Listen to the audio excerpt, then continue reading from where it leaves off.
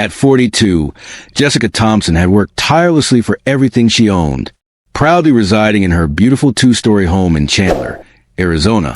Her backyard was her sanctuary, complete with palm trees and a crystal-clear pool that sparkled under the sun.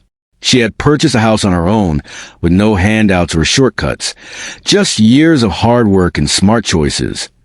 Her neighborhood was a mix of families, some friendly, others more reserved. Jessica preferred it that way. She wasn't looking for community accolades, just a peaceful life. But that peace was shattered one Saturday afternoon when she returned home from running errands.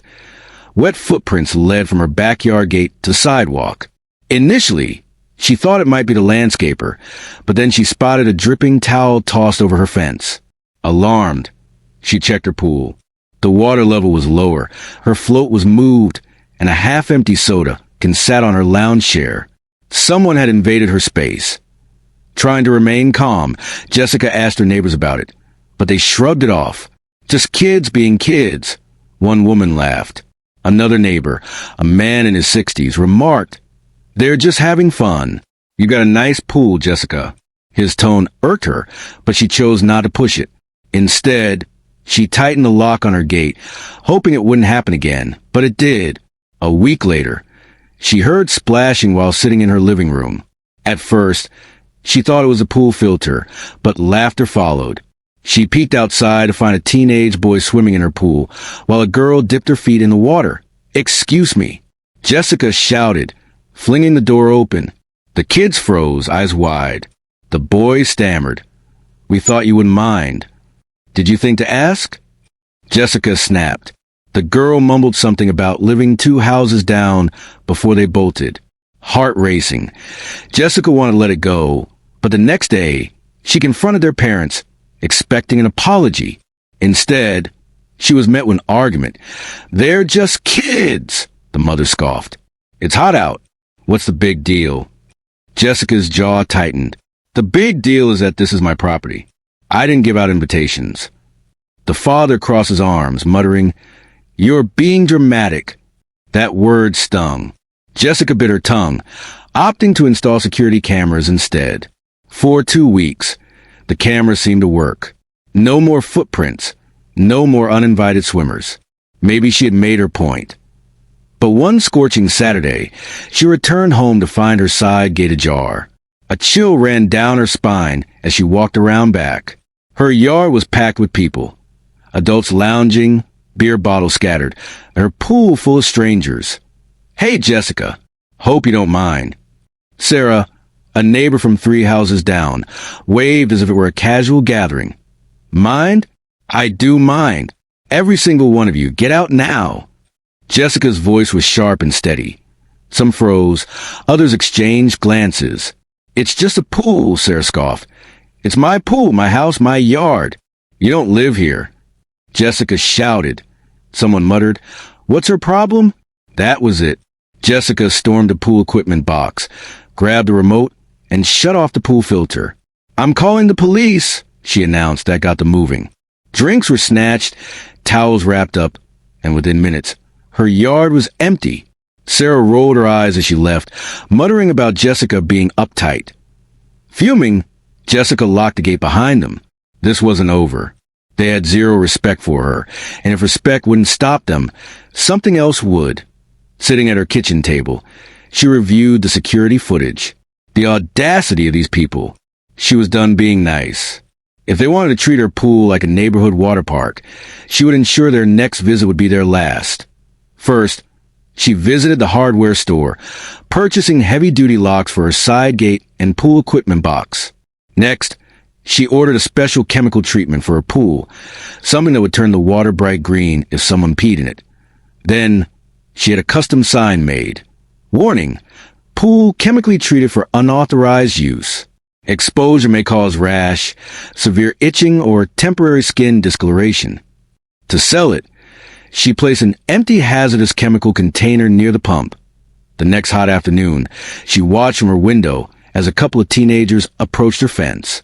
They stopped, read the sign, and quickly turned around. Jessica smirked, feeling a sense of satisfaction wash over her. Later that night, Sarah walked her dog and spotted the sign. She pulled out her phone, typing furiously. Jessica checked Facebook moments later and found a post in the neighborhood group. FYI, looks like Jessica put some kind of weird chemical in her pool. Says it causes rashes and skin issues. Just a heads up. The comments rolled in, filled with concern and outrage. What if it leaks into ground? That doesn't sound legal, one neighbor wrote. Jessica laughed. They were furious, not because she was lying, but because they realized their free ride was over. For the first time in months, Jessica felt at peace. No more random towels. No more strangers in her yard. But then came a knock on her door. IT was Sarah, arms crossed and looking furious. We need to talk, she demanded. Do we? Jessica replied, raising an eyebrow. People are saying you put dangerous chemicals in your pool. I did, Jessica said smoothly, to keep out uninvited guests. Sarah's jaw clenched. You can't do that.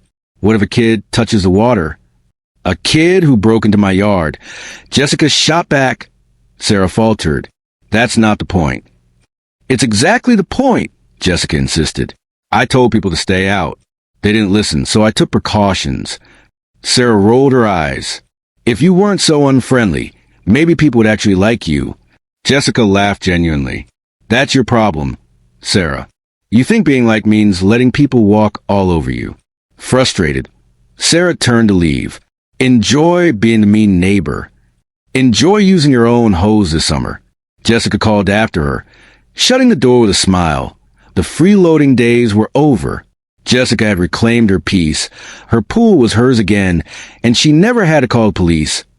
Some people don't respect boundaries unless they're forced to. Jessica had tried to be nice, but when that failed, she took a stand. Was she petty? Maybe. But was she wrong? Not even a little as the weeks passed. Jessica noticed a change in her neighborhood. The kids who once trespassed now avoided her yard, and the adults seemed to respect her space. She even caught a glimpse of Sarah walking her dog on the other side of the street, deliberately avoiding eye contact point one afternoon. While lounging by her pool, Jessica received a message from a neighbor named Mark, who lived a few houses down. Hey, Jessica, I just wanted to say I admire how you handled that situation. It's your property, and you deserve to enjoy it without interruptions. Jessica was taken aback. Thank you, Mark. It's been a challenge, but I'm glad to finally have my peace back. As summer rolled on, Jessica found herself hosting small gatherings with friends, enjoying her pool without the fear of uninvited guests.